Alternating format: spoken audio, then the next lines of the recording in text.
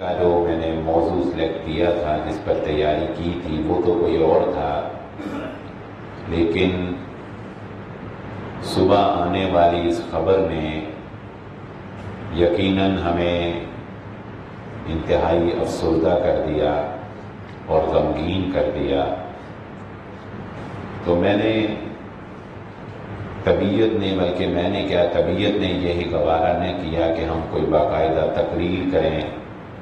یا کسی موضوع کے اوپر گفتگو کریں، تو دل یہی چاہتا ہے کہ وہی شخصیت جو آج ہم میں نہیں رہی، ان کے حوالے سے ہی چند ایک باتیں جو ہیں وہ ہم گوش گزار کر لیں، سمجھ لیں، سن لیں۔ میرے بہت ہی قابل رشک، بہت ہی محبت کرنے والے استاد، آپ یقیناً ان کی شخصیت سے متعارف ہیں، لیکن چونکہ ہم نے ایک استادی شاگردی کا ایک ماحول دیکھا ہے ان کے ساتھ اور جو قربت دیکھی ہے، اس حوالے سے بات کر رہے ہیں۔ آج صبح ہی تقریباً فجر کے بعد جامعہ سلفیہ کے شیخ الحدیث ہیں اور وفاق المدارس سلفیہ کے وہ ہیڈ تھے شیخ مولانا یونس بٹ صاحب رحمہ اللہ تعالی، جو آج ہمارے درمیان موجود نہیں رہے۔ اللہ تعالیٰ ان کی مغفرت فرمائے اور اللہ تعالیٰ ان کو جنت الفردوس میں انبیاء اکرام کا ساتھ نصیب فرمائے۔ موت تو ظاہر ہے کہ ایک حقیقت ہے، اور ہمارا بحیثیت مسلمان تقدیر کے اوپر ایمان ہے کہ ایک دن مقرر ہے اور انسان نے اس دنیا سے چلے جانا ہے، لیکن یہ بہرحال ایک المیہ ہے اور لمحہ فکریہ ہے کہ تقریباً گزشتہ ایک ماہ میں صرف مسلک اہل حدیث سے تعلق رکھنے والے کم و بیش 13 علماء اکرام وفات پا چکے ہیں، جن میں زیادہ تر تعداد ایسے بزرگ شخصیات کی ہیں جن کی شخصیت جو ہے وہی ہمارے لیے ایک باعث برکت ہوتی ہے۔ دیکھیں، علم ایک اپنی جگہ،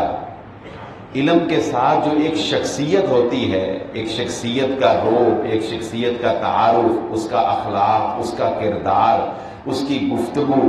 یہ چیزیں جو ہیں یہ اہل علاقہ پر، اس کے شاگردوں پر، اس کے گرد نواح کے لوگوں کے اوپر یہ اس طرح اثر انداز ہوتی ہیں کہ رسول اللہ صلی اللہ علیہ وآلہ وسلم نے ارشاد فرمایا کہ آپ صلی اللہ علیہ وسلم نے فرمایا کہ جب کوئی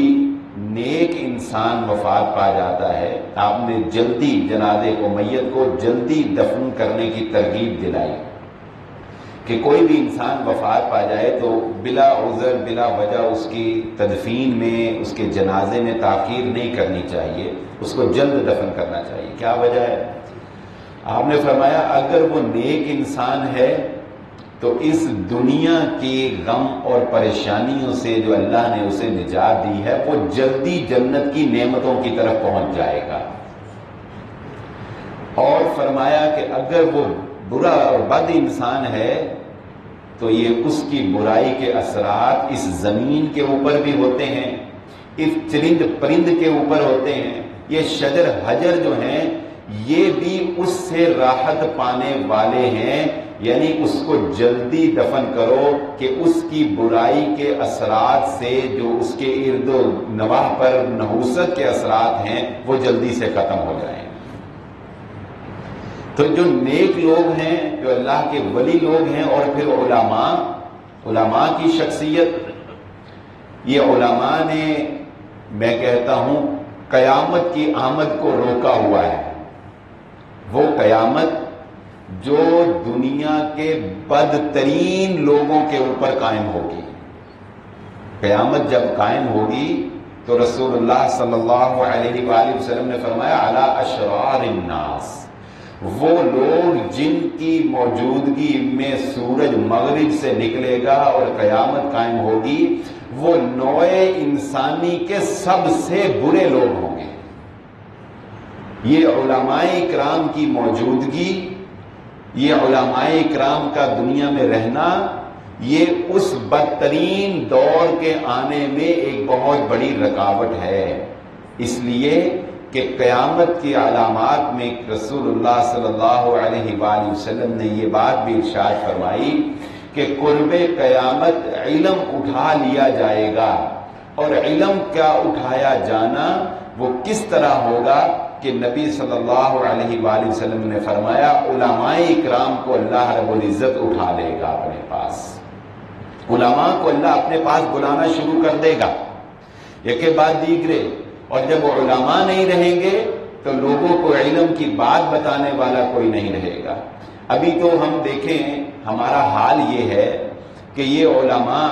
ہمیں نصیحتیں کرتے ہیں، ہمیں ترغیب دلاتے ہیں، ہمیں سبق دیتے ہیں، ہمیں متنبہ کرتے ہیں، ہماری رہنمائی کرتے ہیں، ہمیں بے حیائی سے روکتے ہیں، ہمیں فحش گوئی سے روکتے ہیں، ہمیں رزق حرام سے روکتے ہیں، ہمارے سامنے اللہ کی آیتیں اور نبی کے فرامین پڑھ پڑھ کے سناتے ہیں۔ اس کے باوجود ہمارا یہ حال ہے کہ برائی رکنے نہیں پاتی۔ جب کوئی روکنے والا ہی نہیں رہے گا تو بتائیں ہمارا کیا حال ہو جائے گا۔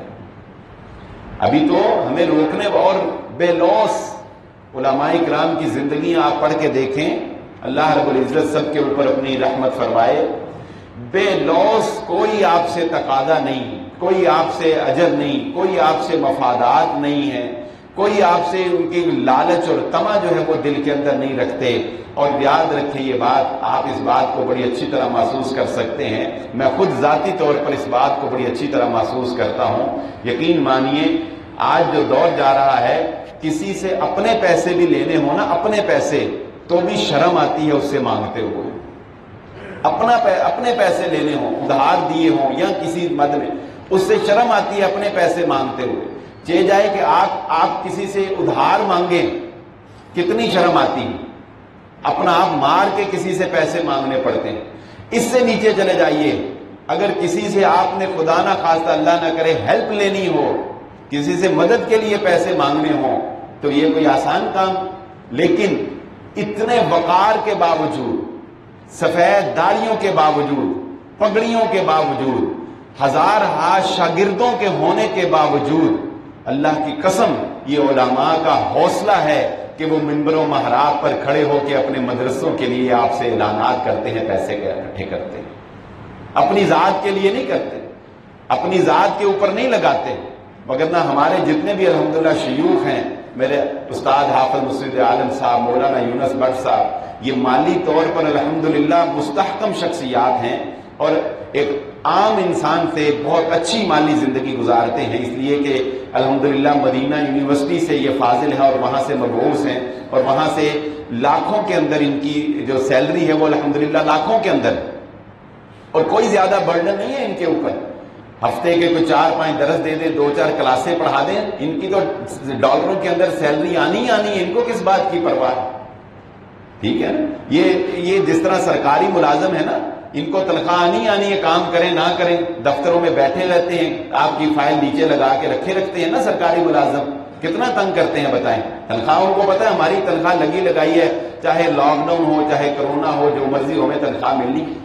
ان کو یہ علماء کرام جو فاضل مدینہ یونیورسٹی اور مبعوث مدینہ یونیورسٹی ہیں، اللہ کی قسم ان کے لیے سہولت ہے زندگی کے اندر، کچھ بھی نہ کریں، 4 درس دے دیں، 2 کلاسیں پڑھا دیں، لگی لگائی تنخواہ ہے، لاکھوں کے اندر آ جانی ہے۔ لیکن اس کے باوجود یہ بیچارے اعلانات کرتے پھرتے ہیں، مدرسے چلاتے ہیں، صعوبتیں برداشت کرتے ہیں، تانے سنتے ہیں۔ یقین مانیے قابل رشک زندگیاں ہیں ان کی، اور کسی کا تانا سننا، کسی کی بات سننا یہ کوئی آسان بات نہیں ہے، اور ہم پیسے دے کر پھر احسان جتلاتے ہیں۔ یہ میں اس لیے باتیں بیان کر رہا ہوں کہ علماء کی زندگی کو پڑھیں، اور یہ استاد محترم شیخ مولانا یونس بٹ صاحب اتنی پیاری شخصیت کہ تقریباً کوئی عرصہ 20 سال سے تو میرا ان کے ساتھ جو ہے وہ تعلق ہے استادی شاگردی کا، اور ان 20 سالوں کے اندر بلکہ آپ ان کے کسی شاگرد سے پوچھ کے دیکھ لیں، اور آپ کا بھی اگر ملاقات ہوئی ہو تو ہم حالانکہ چھوٹے ہیں لیکن جب بھی ملاقات کرنے کے لیے جاتے تھے تو استاد محترم خود پہل کر کے گلے لگاتے تھے، آگے ہو کے جو ہے وہ ملتے، آگے ہو کر گلے لگاتے، کبھی ڈانٹا نہیں، کبھی یعنی دوران کلاس بھی، حالانکہ میں نالائق شاگرد تھا، کبھی کوئی تلخ کلامی، کبھی کوئی ڈانٹ کا ایک جملہ، کبھی کوئی سخت رویہ، کبھی کوئی چہرے کے اوپر تیور، یعنی بالکل کبھی ایسی کوئی بات، انتہائی حسن الخلق. اور اللہ رب العزت نے شخصیت میں ایک چہرے میں وجاہت بھی دی تھی، ایک اللہ رب العزت نے حسن جو ہے وہ بھی استاد محترم کو دیا تھا، لیکن اس کے ساتھ ساتھ انتہائی اعلیٰ اخلاق کے مالک تھے. اور با کردار ایسے تھے کہ ایک وقت وہ بھی آیا تھا کہ آپ احباب کے علم میں ہوگا، یعنی یہ علماء کرام اگر پیسے کمانا چاہیں تو ان کے لیے پیسے کمانا کوئی مشکل بھی نہیں ہے، یہ بھی میں آپ کو بتا دوں. ایک وقت وہ آیا تھا، آپ جانتے ہوں گے کہ جب جنرل مشرف کا دور تھا نا، تو جنرل مشرف نے یہ جب الیکشن کروائے تو اس نے بی اے کی ڈگری لازمی کر دی تھی. آپ کو علم ہوگا، بی اے کی ڈگری اس نے لازمی کر دی تھی. تو کئی M N A M P A تھے جن کے پاس بی اے کی ڈگریاں نہیں تھیں. یہ بعد میں پھر جب زرداری صاحب آئے تو انہوں نے یہ سہولت جو ہے دی. تو ہماری جو الحمدللہ وفاق المدارس کی جو ڈگری ہے یہ ایم اے عربی کے برابر ہے. جو ہماری وفاق المدارس کی جو ڈگری ہے یہ ایم اے عربی کے برابر ہے. تو اس وقت ہمیں یہ خبریں سننے میں ملی اور پتہ چلتا رہتا تھا کہ لاکھوں روپیہ M N A M P A نے جو اس وقت بی اے پاس نہیں تھے اور الیکشن لڑنا چاہتے تھے، لاکھوں روپے کی آفر استاد محترم کو کروائی کہ آپ ہم سے پیسے لے لیجئے، ہمیں امتحان میں بٹھا کے ہمیں ڈگری دے دیجئے. لیکن الحمدللہ 1 روپیہ بھی نہیں لیا اور ایک جعلی ڈگری بھی جو ہے وہ ایشو نہیں کی. بتائیں دنیا دار لوگ کرتے ہیں کہ نہیں یہ کام کرتے ہیں؟ لاکھوں روپیہ لے کے کتنی جعلی فائلیں اور کتنا کیا کچھ کر دیتے ہیں. لیکن الحمدللہ یہ علماء کرام ہیں جو اصولوں کے اوپر، قانون کی پاسداری کے اوپر زندگی گزارنے والے ہیں. اور لدھیانوی صاحب کا شاید وہ کلپ آپ نے سنا یا نہیں سنا، جنہوں نے نہیں سنا میں ان کے لیے تھوڑی سی وہ بات سنا دیتا ہوں. لاہور کے جو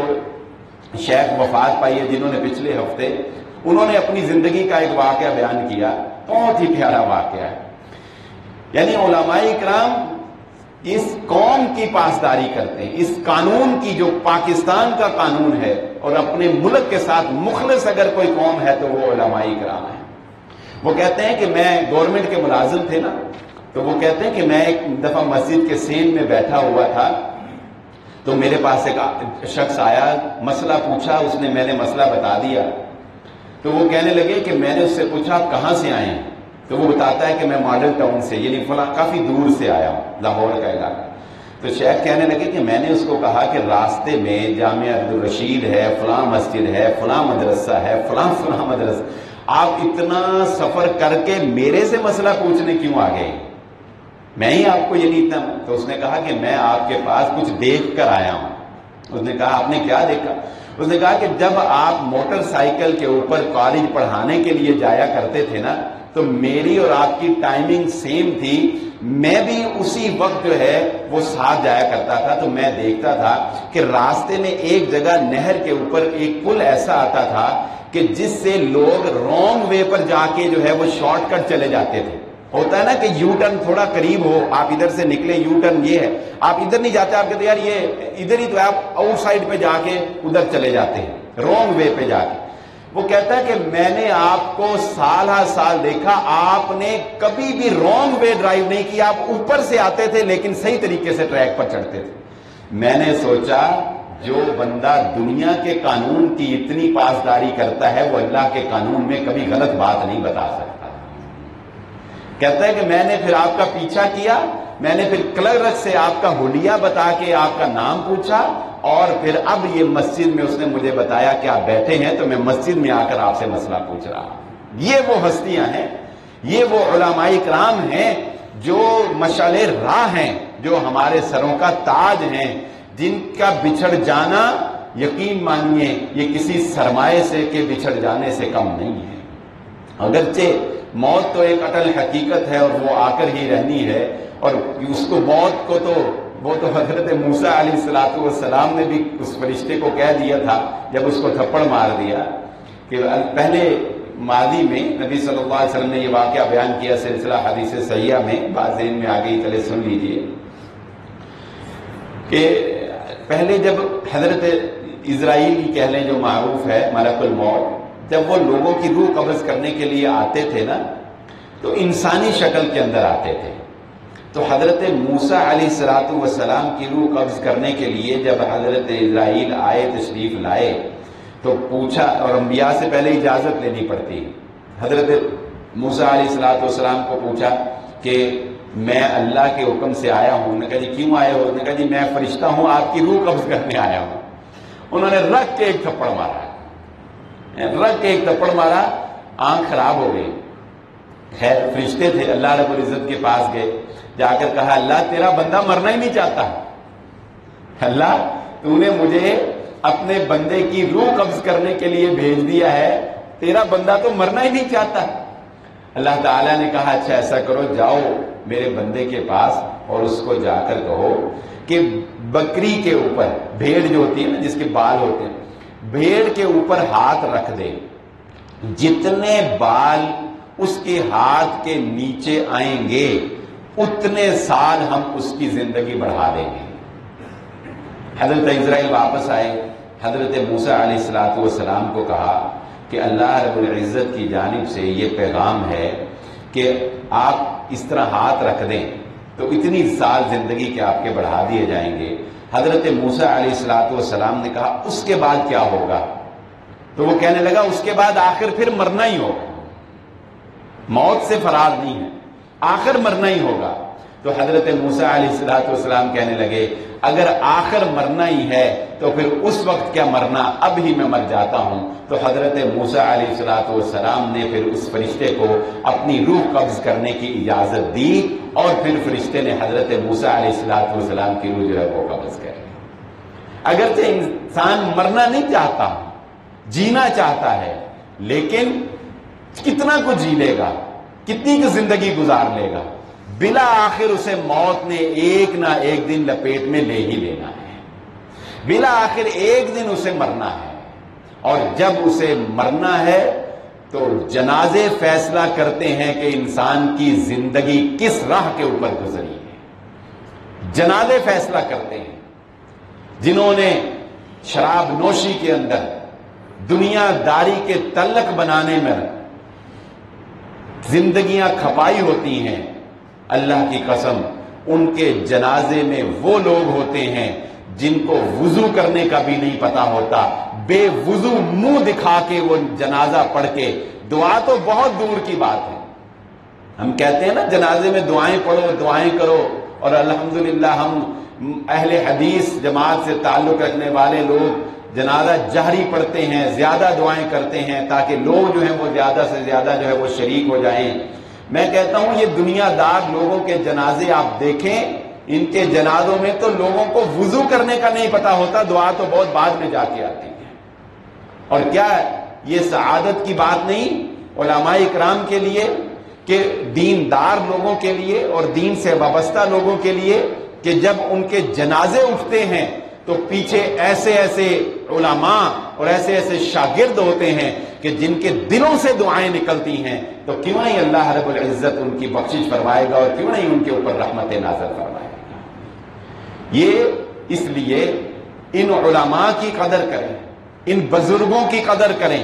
ان سے وقت لیں، ان سے دین سیکھیں، ان کی صحبت اختیار کریں، اپنے بچوں کو ان کی تربیت میں ڈالیں، اپنے بچوں کے لیے ان کو آئیڈیل کے طور پر پیش کریں. اپنے بچوں کو یہ ناچے اور گانے والے، یہ ٹک ٹاک بنانے والے، یہ اپنے بچوں کے لیے آئیڈیل کے طور پر پیش نہ کریں. یہ علماء کرام کی زندگی آپ کے سامنے. اور اس کے ساتھ ساتھ اگلا پہلو جو میں شیخ یونس بٹ صاحب حافظہ اللہ تعالی کی زندگی سے کے سامنے آپ رکھنا چاہتا ہوں، اگلا پہلو کہ میں ذاتی طور پر جانتا ہوں کہ شیخ صاحب اتنے مالدار تھے الحمدللہ کہ ان کے کئی ایک گھر جو ہیں، ایک نہیں، ایک سے زیادہ پلاٹ، ایک سے زیادہ گھر، 7 مرلے 10 مرلے کے فرنشڈ گھر جو ہیں وہ فیصل آباد کے اندر موجود ہیں. فرنشڈ گھر فیصل آباد میں موجود ہیں، لیکن دین کی تعلیم کی خاطر اور دین سے وابستہ رہنے کی خاطر یقین مانے آپ جامعہ سلفیہ میں جا کے ان کا گھر دیکھ لیں، 3 کمروں کے اوپر سادہ سا گھر جس میں ساری زندگی گزار دی، جس میں شاید پلستر بھی صحیح نہ ہوا ہوگا، پلستر بھی جو ہے وہ اس کی دیواریں بھی کھڑبڑی ہوں گی، چھوٹا سا کمرہ جس کے اندر ایک ہوگا، ایک چھوٹا سا صحن، جس طرح آج سے آپ سمجھ لیں کہ کوئی 50 سال پہلے 40 سال پہلے کس طرح کے گھر بنائے جاتے تھے۔ یہ یہاں سے لے کر یہ یہاں تک اتنی لائن ہوگی جس میں 4 گھر ہیں،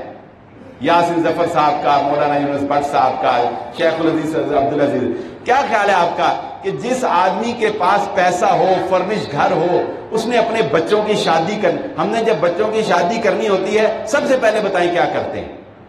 اپنا گھر فرنش کرتے ہیں، اپنے گھر کو پینٹ کرواتے ہیں، ٹائل نہیں لگی ٹائل لگواتے ہیں، باتھ سیٹ کرواتے ہیں۔ کیوں؟ یار کوئی آئے گا مہمان، صوفے نہیں لیتے ہیں، کیوں؟ یار کوئی آئے گا رشتہ دیکھنے کے لیے، کیا کہے گا ہمارے گھر کا منہ متھا کیسا دیکھے گا بیٹھ۔ کیا ان علماء کرام کو کیا اپنے بچوں کی، اپنی بیٹیوں بیٹوں کے رشتوں کی فکر نہیں ہے؟ بتائیں کیا ان کے بچوں کو دیکھنے کے لیے لوگ نہیں آتے تھے؟ پھر لوگ علماء کرام کو سمجھتے ہیں کہ پتہ نہیں یہ بہت زیادہ عیش پرستی کی زندگی۔ دیکھیں تو صحیح جا کے ان کا گھر،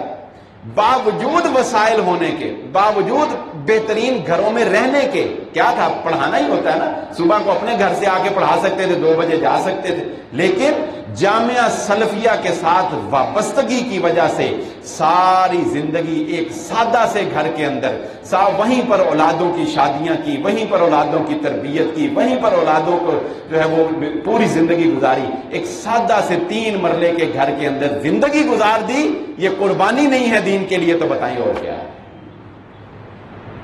ہمارے پاس تو 2 پیسے آ جائیں تو ہم جو ہے وہ پھولے نہیں سماتے، اور ہم کہتے ہیں کہ دنیا کو پتہ چلے کہ ذرا اس کی ٹھاٹ بات اور اس کی شان و شوکت جو ہے وہ کیا ہے۔ اور پھر اس کے ساتھ ساتھ اگلے بھی پہلو سمجھتے جائیے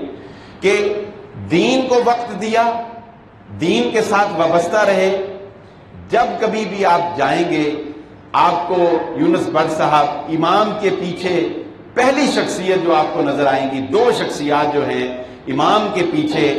باقی بھی الحمدللہ اساتذہ کرام شریک ہوتے تھے، لیکن امام جب بھی آپ کبھی جامعہ سلفیہ جا کے نماز پڑھیں گے، امام کے پیچھے پہلی صف میں امام کے پیچھے آپ کو 2 شخصیات جو نظر آئیں گی، ایک ہمارے استاد شیخ الحدیث عبدالعزیز علوی صاحب اور دوسرے شیخ الحدیث مولانا یونس بٹ صاحب۔ دین کو بھی وقت دیا اور اس کے ساتھ ساتھ اپنی پورے فیملی، اپنے پورے گھر کو وقت دیا، اپنے بچوں کو دین پڑھایا۔ یہ نہیں کہ خود تو دین کے ساتھ وابستہ رہے اور بچوں کو جو ہے وہ امریکہ پڑھنے کے لیے بھیج دیا اور فلانی جگہ پڑھنے کے لیے بھیج دیا اور دنیا کی طرف لگا۔ وہ پڑھنا غلط نہیں ہے، نہ ہم اس کو غلط کہتے ہیں، لیکن راہ وہ نہیں لگائی، ان کو دنیاوی تعلیم دلائی، لیکن اپنے بچوں کو مدرسوں میں پڑھایا، اپنے بچے کو جامعہ سلفیہ کے اندر پڑھایا، اپنے بچے کو اپنے ساتھ دین کی خدمت پر مامور کیا۔ یہ ان کے خلوص کی علامت ہے، دین کے ساتھ ان کے پیار کی علامت ہے کہ انہوں نے یہ نہیں کہا کہ میں دوسروں کو جو ہے وہ کہوں کہ اپنے بچے جامعہ میں پڑھاؤ، اپنے بچوں کو تعلیم دلاؤ، اور خود اپنا بچہ جو ہے وہ اس کو ارد گرد ایرے گہرے کے اندر نہیں۔ الحمدللہ یہ بھی ان کے لیے صدقہ جاریہ ہے کہ ان کی اولاد جو ہے وہ بھی عالم دین اور جامعہ سلفیہ کے اندر تربیت پا کر جامعہ کے ہی کسی سٹیج کے اوپر، ادھر ہی کسی عہدے کے اوپر جو ہے وہ ان کو فائز کیا گیا۔ اللہ تعالیٰ ان کے اوپر کروڑوں رحمتیں نازل فرمائے۔ اس کے ساتھ ساتھ ان کی شخصیت کے مختلف پہلوؤں پر تو ہم گفتگو کر ہی رہے ہیں انشاءاللہ، لیکن اس کے ساتھ ساتھ میں موجودہ حالات کے تناظر میں بھی چند ایک گزارشات جو ہے وہ آپ احباب کے سامنے ضرور رکھنا چاہوں گا۔ دیکھیے یہ فتنوں کا دور ہے اور فتنے شروع ہو چکے، بہت پہلے شروع ہو چکے، اب یکے بعد دیگرے بڑھتے چلے جائیں گے، کیونکہ رسول اللہ صلی اللہ علیہ وآلہ وسلم نے فرمایا تھا کہ قرب قیامت وہ وقت آئے گا کہ جب فتنے آسمان سے بارش کے قطروں کی طرح گرنے لگ جائیں گے۔ آسمان سے جس طرح بارش کے قطرے تیزی سے گرتے ہیں، آپ دیکھ سکتے ہیں پاکستان کے اندر ہی نہیں پوری دنیا کے اندر یہ ٹڈی دل نے جتنا فصلوں کو ہماری نقصان پہنچایا، یہ بے موسمی بارشیں جو ہوئی، یہ کرونا کی وجہ سے جو ہم مسجدوں سے دور ہو گئے، جو ہم دین سے دور ہو گئے. اور میں آج یہی بات سوچ رہا تھا کہ یہ کرونا کی وجہ سے ایک اور آزمائش جو ہے وہ ہمارے اوپر اور بالخصوص فیصلہ بادیوں کے اوپر میں کہوں گا یہ آزمائش آ گئی کہ جمعے کی چھٹی ختم ہو گئی. اب کتنے ایسے لوگ ہوں گے، آپ بازاروں میں جا کر دیکھیں، کتنے ایسے لوگ ہوں گے جو چھٹی کی وجہ سے پہلے جمعہ ٹائم پر پڑھ لیا کرتے تھے، اب کئی ایسے ہوں گے جو یہاں جمعہ پڑھیں گے ہی نہیں، اور اگر پڑھیں گے تو 5 منٹ کا جمعہ پڑھیں گے. بن گیا نا فتنہ، بن گئی نا آزمائش. کھلی دکان چھوڑ کر آنا بڑا مشکل ہے، کھلا کاروبار چھوڑ کر آنا بڑا مشکل ہے، گاہک چھوڑ کے آنا بڑا مشکل ہے. چلو چھٹی تھی، ایک سہولت تھی کہ جمعہ چھٹی ہے، کوئی بات نہیں، کاروباری نقصان تو نہیں ہو رہا نا، تو چلو الحمدللہ. ویسے تو الحمدللہ ہماری حاضری آج بھی بڑا اللہ کا شکر ہے بڑی اچھی رہی ہے، لیکن یہ اوورآل آپ دیکھیں گے یہ فیکٹ جو ہے یہ آئے گا کہ آپ کا دین مزید کمزور ہوتا چلا جائے گا. اس لیے میں پہلے دن سے اسی بات کے اوپر آپ کے ساتھ کاربند رہا ہوں کہ احتیاطی تدابیر بہرحال ملحوظ خاطر رکھیں، ڈسٹینس رکھیں، ماسک کا استعمال کریں، سینیٹائزر کا استعمال کریں، گلوز کا استعمال کریں. زیادہ جو احتیاطی تدابیر میں وہ یہی ہے کہ آپ کس چیز کو ٹچ نہ کریں، جو ڈاکٹرز بتاتے ہیں کس چیز کو ٹچ نہ کریں، ڈسٹینس رکھیں. کوئی چھینک آئے گی، کھانسی آئے گی تو اپنے شولڈر کو جو ہے وہ اپنے بازو کو آگے کریں. احتیاطی تدابیر جو ہیں ان کے اوپر عمل کریں، لیکن اس کے ساتھ ساتھ اللہ کی طرف رجوع، توبہ، استغفار، گناہوں کو ترک کرنا، گناہوں کو چھوڑنا، صبح شام کے اذکار کرنا، اپنا انالیسس کریں، اپنا تجربہ کریں، تجزیہ کریں. میں کن گناہوں کے اندر مبتلا ہوں، میری اولاد کن گناہوں کے اندر مبتلا ہے. یہ اولاد کا کل میں جواب دہ ہوں گا، یہ اولاد اس کا کل میں نے اللہ رب العزت کے سامنے جواب دینا ہے. اس لیے کہ اللہ رب العزت قرآن مجید میں فرماتے ہیں یا ایھا الذین آمنوا قوا انفسکم واہلیکم نارا وقودھا الناس والحجارہ اعدت للکافرین. اے لوگو، اپنے آپ کو بھی بچاؤ اور اپنی اولادوں کو بھی بچاؤ اس آگ سے کہ جس کا ایندھن خود انسان اور یہ پتھر ہیں، کہ جب انسان اس آگ کے اندر ڈالے جائیں گے، پتھر اس کے اندر ڈالے جائیں گے تو وہ آگ کم نہیں ہوگی بلکہ وہ آگ اور زیادہ بڑھ اٹھے گی. ہم اپنی ذات کے بارے میں فکر مند ہوں تو اپنی اولادوں سے بے فکر کیوں ہو جائے؟ ہم اپنی اولاد کو جو ہے وہ شتر بے مہار کی طرح اور بے لگام کیوں چھوڑ دیں کہ وہ جو کچھ مرضی جو ہے وہ موبائل فون کے اوپر اور بے راہ روی کے اوپر جو کچھ مرضی جو ہے وہ کرتی پھرے؟ نہیں، اپنی زندگیوں کے اندر تبدیلی پیدا کریں. جن کو اللہ رب العزت نے مال سے نوازا ہے، جن کو اللہ رب العزت نے اضافی مال دیا ہے، وہ کھولے اپنے مال تجوریوں کے خزانے. یہ مال کو گن گن کر نہ رکھیں، کام آئے لوگوں کے. خود پوچھیں اپنے رشتہ داروں سے جا کر، کوئی بیچارہ بتانے نہیں بھی آئے گا. خود جا کر پوچھیں. جس کو آپ کمزور دیکھتے ہیں، جس کو آپ گرتا ہوا دیکھ رہے ہیں، اس کو کہیں فون کر کے کہ اگر کسی قسم کی ضرورت ہو تو شرمانا نہیں ہے، میں حاضر. اس کو بتائیں کہ میں تمہارے کام آ سکتا ہوں. اور یہ کسی کے کام نہ آنا یہ اتنا سخت ترین گناہ ہے کہ رسول اللہ صلی اللہ علیہ وآلہ وسلم نے ارشاد فرمایا. آج تک تو ہم یہی سنتے آئے نا کہ کام آؤ تکلیف میں، دکھ میں، درد میں، لیکن یہ بات ذہن نشین رکھیں، جو بندہ کسی کے کام آنے کی صلاحیت رکھتا ہو اور اس کے باوجود کام نہیں آتا، قیامت والے دن اس کا وہ مال اس کے لیے جہنم میں گرم کر کے اس کے جسم کو اس کے ساتھ داغا جائے گا. یہ بڑی سخت بات ہے، سن کے رونگٹے کھڑے ہو جائیں. سلسلہ حدیث صحیحہ میں علامہ البانی رحمہ اللہ تعالی نے اس حدیث کو نقل کیا ہے. فرماتے ہیں کہ رسول اللہ صلی اللہ علیہ وآلہ وسلم نے ارشاد فرمایا، اگر کسی انسان کے پاس اس کے چچا کا بیٹا جنہیں ہم شریکہ کہہ کے اپنا دشمن سمجھتے ہیں، ہم کہتے ہیں یہ شریکہ ہے، اور شریکے کا لفظ ہی حسد پر مبنی ہے. میں کہتا ہوں، میں تو یہ کہتا ہوں اپنے گھر میں کہ یہ لفظ کبھی نہ استعمال کرو. اس لفظ کا استعمال ہی برا ہو چکا ہے ہمارے معاشرے میں. اپنے بچوں کو بتاؤ کہ یہ کوئی لفظ نہیں ہے. کیوں؟ کیونکہ یہ لفظ بولتے ہی وہ ہیں بولا ہی سینس میں جاتا ہے، حسد، بغض، دشمنی، مقابلہ بازی کے سینس میں یہ لفظ بولا جاتا ہے۔ تو وہ چچا کا بیٹا، اللہ کے نبی صلی اللہ علیہ وسلم نے فرمایا اگر وہ تمہارے پاس آئے اور آ کر تم سے اپنی کسی ضرورت کو پورا کرنے کا سوال کرے، تم سے پوچھے کہ میری فلاں ضرورت جو ہے وہ پوری کر دو، میرے پاس پیسے نہیں ہیں، مجھے پیسے چاہیے، میرے پاس فلاں چیز نہیں ہے، مجھے دے دو، آپ صلی اللہ علیہ وسلم نے فرمایا اگر تم طاقت رکھنے کے باوجود اس کی ضرورت پوری نہیں کرتے، تمہارے پاس مال موجود ہے، تم اس کی ضرورت پوری نہیں کرتے، تو وہی مال قیامت والے دن تمہارے لیے جہنم کا ایندھن بن جائے گا۔ بتائیے کوئی معمولی بات ہے؟ اس لیے اگرچہ یہ بیماری پھیل رہی ہے، پھیل چکی ہے کافی، اور بہت سے لوگ جو ہیں وہ اس سے مبتلا ہیں، لیکن یاد رکھنا انسانیت کا درد اپنے اندر سے نہ جانے دینا، انسانیت کی خیر خواہی نہ اپنے اندر سے جانے دینا۔ مسلمان کبھی بھی نفسا نفسی کا شکار نہیں ہوتا۔ صحابہ اکرام پر طاعون کی بیماری بھی آئی، کبھی انہوں نے یہ نہیں کیا کہ وہ مرتا ہے تو مرے جائے، نہ ہم اس کا جنازہ پڑھتے ہیں، نہ ہم اس کے لیے دعا کرتے ہیں، نہ ہم اس کے ساتھ شریک ہوتے ہیں۔ ایسی خبریں بھی آپ نے سنی ہوں گی سوشل میڈیا کے اوپر غیر مسلم ممالک کی، کہ بندہ مر گیا اور کوئی اس کی میت کو ہاتھ لگانے کے لیے تیار نہیں، کوئی اس کو دفنانے کے لیے تیار نہیں، کوئی اس کے ساتھ جانے کے لیے تیار نہیں ہے۔ اور علماء کرام کے جنازوں کا حال یہ ہے۔ میں یہ نہیں کہتا کہ یہ بیماری نہیں ہے، ہم نے پہلے دن سے کہا کہ یہ حقیقت ہے، اس کو تسلیم کرو، لیکن ایک طرف منظر دیکھیں، ایک طرف وہ ہیں وہ دنیا دار لوگ کہ اگر کوئی مر گیا تو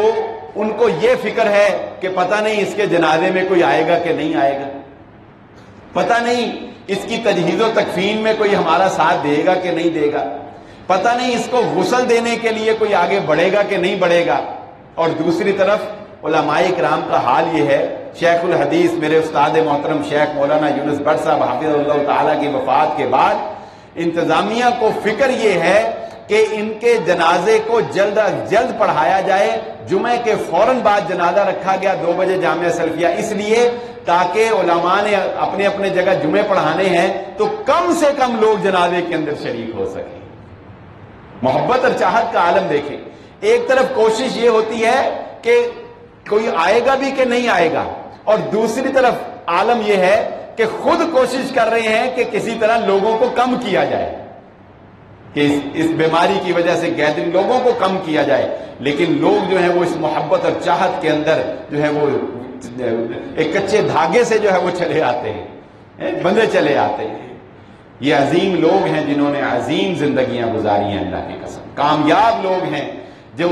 کامیاب زندگیاں جو ہے وہ گزار کے گئے ہیں اللہ رب العزت کی توفیق سے، اور یہ اس میں ان کا کمال یہی ہے کہ انہوں نے اپنے آپ کو دین سے وابستہ کر لیا، انہوں نے اپنے آپ کو دین سے جوڑ لیا، اپنی زندگیوں کو دین سے جوڑ لیں، اپنی زندگیوں کو دین سے وابستہ کر لیں۔ اللہ رب العزت سے ہم دعا کرتے ہیں اللہ تعالی ہم سب کو اور بالخصوص نمازیوں کو، دیندار لوگوں کو اس بیماری سے محفوظ فرمائے۔ اللہ تعالی انسانیت کے اوپر رحم فرما دے۔ یہ فتنہ، یہ آزمائش جو ہم پر آ گئی، اللہ رب العزت اس فتنے اور آزمائش میں ہمارے ایمان کی حفاظت فرمائے۔ ایمان کے لیے یقین مانی آزمائش بن جاتی ہے، اللہ تعالی ہمارے ایمانوں کی حفاظت فرمائے، ہمیں خاتمہ بالموت جو ہے وہ اللہ رب العزت نصیب فرمائے۔ وآخر دعوانا الحمدللہ رب العالمین۔